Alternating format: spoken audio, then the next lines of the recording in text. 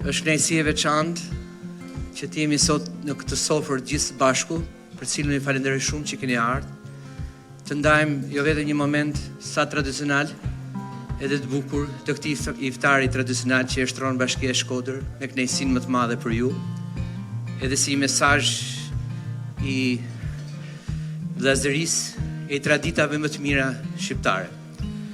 Unë jam shumë i kënaqur dhe ju uroj një agjerim të lehtë, e të pranuar.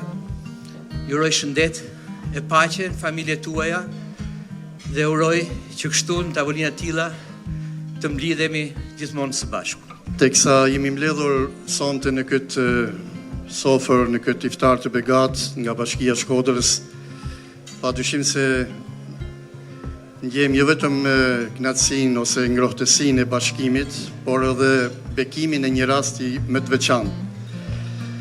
Sepse pranvera e natyrës është bashkuar me pranverën e Ramazanit, që është muaji i mëshirës, i dëmshurisë dhe i reflektimit. Prandaj ftoj veten time dhe gjithë të pranishmit që të mbjellim sa më shumë në këto ditë që kanë mbetur faren e mirësisë, të faljes, të dhurimit të dashurisë, por edhe të solidaritetit dhe bojarisë për ato të cilët kanë më shumë nevojë që na rrethojnë.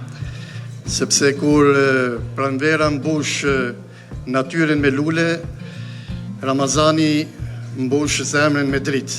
Edhe këtu kemi të bëjmë pikërisht me një lloj harmonie të rrallë dhe një bekim që duhet ta ndajmë dhe ta forcojmë njëri me tjetrin.